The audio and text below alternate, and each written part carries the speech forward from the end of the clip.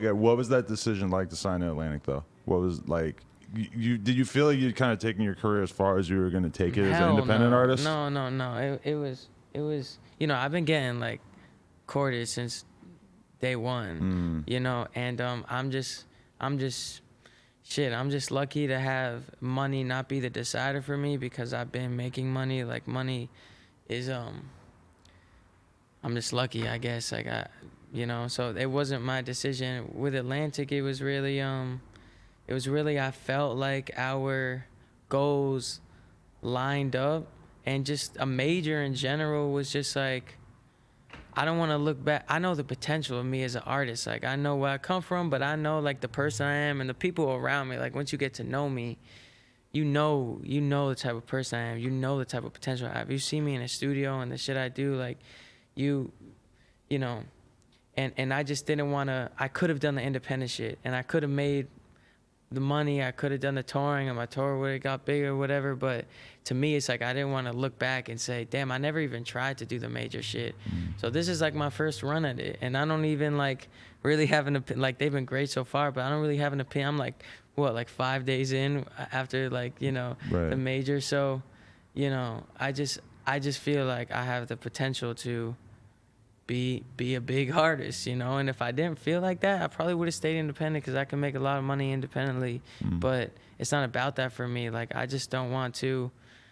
I just That's just like where it just felt more natural to me. It's kind of crazy that you managed to not sign all throughout the SoundCloud rapper takeover days, because it's like that around the time that Juice was coming out and Pump was coming out and all this shit, that's when I really started to see artists get crazy amounts of money Yeah. that it would be hard for most rappers to turn down, like even if they wanted to be independent around that time. Yeah, I also have like a really fire manager who like has put some perspective in me that like knew some of my worth before I knew any of my worth, because like when labels wanted to like have pieces of like my old catalog, I wasn't making crazy money at that time. So I was like, they want to offer me what? Let's do it. And he's like, you're going to see money.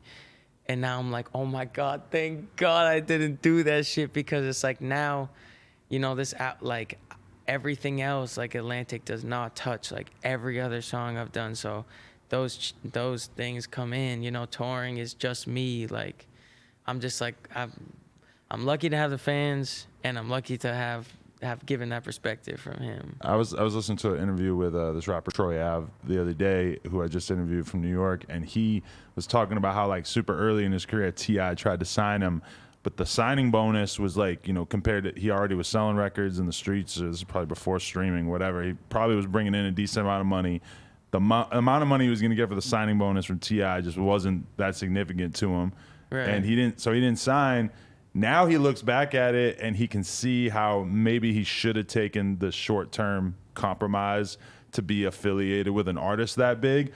But at the same time, I'm looking at it and thinking like, bro, how many artists have we seen signed to big rappers and nothing happened? I mean, And it's sometimes it never a does. sure thing. Yeah, it's definitely not a sure thing, but sometimes it happens, and yeah, like I could have got more money somewhere else, but it just wasn't about that, and that's just like, I don't know, I'm just lucky.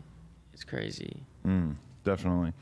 Was it weird for you in particular back in the day to have, you're so young, and then you have all like these YouTubers and shit who are just all of a sudden making videos about you, and it seemed like they took a real interest in you and sort of wanting to narrate all these different things that are happening in your career. Was that a strange thing to go through as well? Because you're kind of an early era rapper in that regard. Yeah, I mean, it wasn't that weird. Like I always felt, this is gonna sound narcissistic, I guess, but I've always been a leader, and I've always knew I was different.